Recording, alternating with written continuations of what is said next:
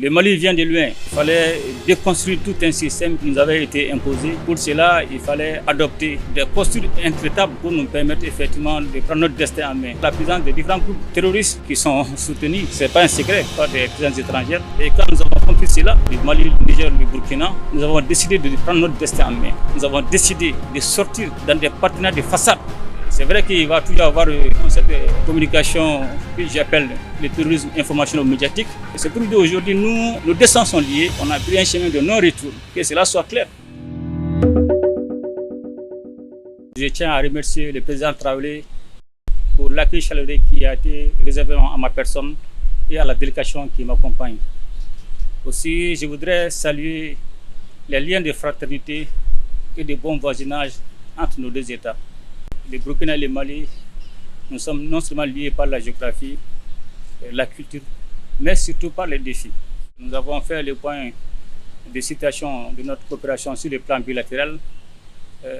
Nous avons abordé les questions sécuritaires, les questions sur le plan de développement économique, mais surtout nous avons parlé des défis auxquels nous sommes confrontés et comment élaborer la stratégie afin de pouvoir gérer ces défis.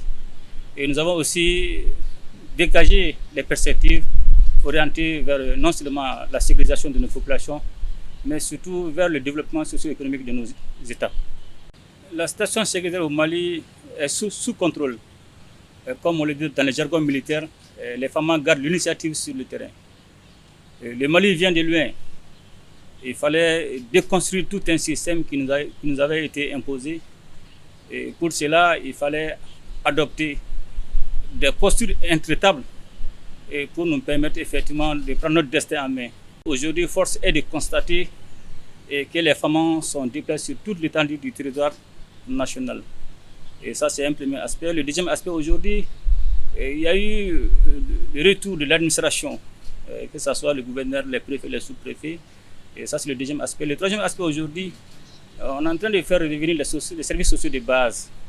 Et on est parvenu aujourd'hui à organiser et à sécuriser les grandes activités, et notamment le référendum pour la nouvelle constitution, mais surtout le dialogue intermalien aujourd'hui qui s'est déroulé sur toute l'étendue du territoire national. Et cela a été sécurisé par les femmes. Il y a à peu près 10 ans de cela, ce n'était pas possible. Aujourd'hui, on évolue en autonome.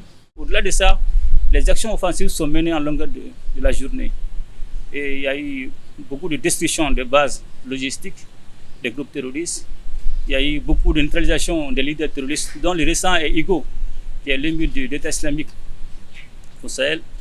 Mais surtout aujourd'hui, c'est la reddition de beaucoup de terroristes.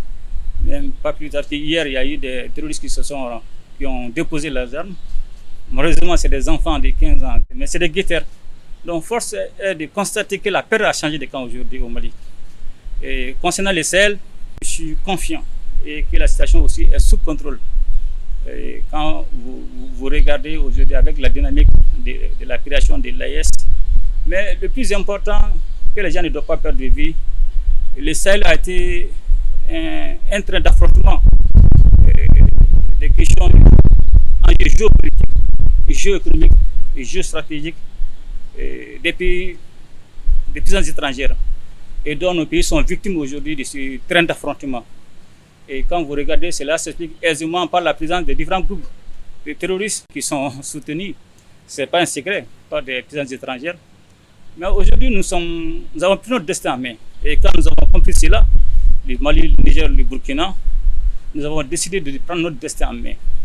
Nous avons décidé de sortir dans des partenariats de façade. Nous avons décidé de quitter les partenaires non efficaces et nous sommes orientés aujourd'hui vers des partenaires sincères tels que la Russie, la Chine, la Turquie. Et cela nous a permis effectivement de nous équiper et de mener avec efficacité les opérations contre les groupes armés terroristes. Et dans le cadre de la création de l'AES aujourd'hui, on a une très bonne dynamique au sein de nos 3 États. Et cette dynamique nous permet aujourd'hui de mener des opérations de façon conjointe.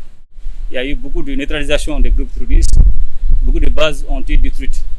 Donc pour vous dire qu'aujourd'hui, c'est vrai qu'il va toujours y avoir cette délation, cette communication que j'appelle le terrorisme informationnel-médiatique, qui va essayer toujours de nuire à nos activités, à nos succès. Mais cette situation est sous contrôle. Parce qu'aujourd'hui, nous menons nos opérations sans pression et sans pourtant demander la permission à qui que ce soit. Et c'est là avec des résultats escomptés. Donc je pense qu'aujourd'hui, la situation dans les salles est stable. Mais il va toujours y avoir des incidents parce qu'il n'y a pas de sécurité à 100%. Cette coopération sur le plan sécurité avec le Burkina s'est beaucoup améliorée et renforcée avec l'arrivée du président Traoré. Aujourd'hui, cette coopération se situe à 3 niveaux. D'abord, le premier volet, ça c'est le volet de la formation. Nous menons des formations conjointes entre nos 2 États en vue de renforcer nos capacités opérationnelles, que ce soit terrestres ou aériennes. Aussi, il y a le volet partage de renseignements entre nos différents services de renseignement. Mais aussi, il y a la mutualisation de nos moyens. L'une des difficultés dans le cadre de la lutte contre le terrorisme, ça c'est d'abord il y a la porosité des frontières, mais la difficulté principale, ça c'est le droit de poursuite. Mais aujourd'hui, ce droit de poursuite, c'est un acquis au niveau de nos États. Et aujourd'hui, le Burkina est autorisé à mener des opérations, à poursuivre les terroristes sur le territoire malien. Et les femmes aussi sont autorisées à mener des opérations, à poursuivre les groupes terroristes à l'intérieur du Burkina Faso quand cela est nécessaire. Nous avons cette dynamique et que nous devons continuer à renforcer. Le terrorisme aujourd'hui est devenu un enjeu géopolitique dans la main de certains partenaires stratégiques.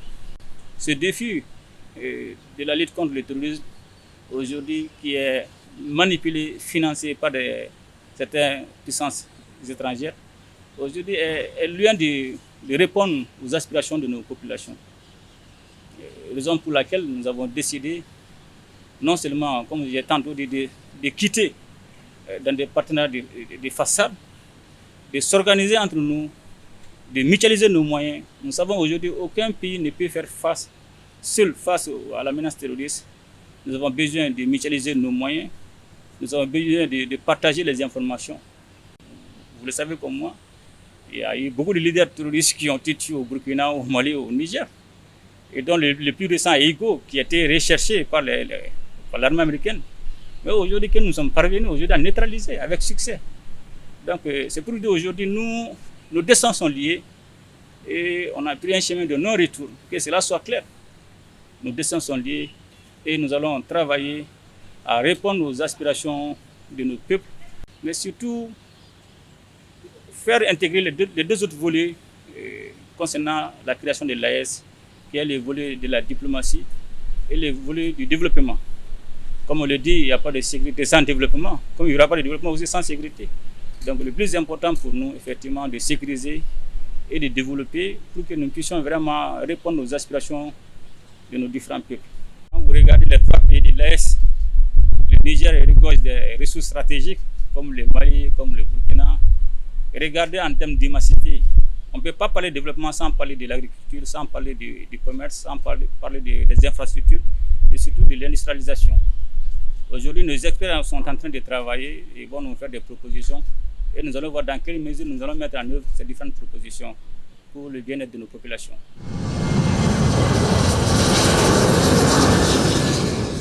Boama TV, l'autre télé by Pro Org.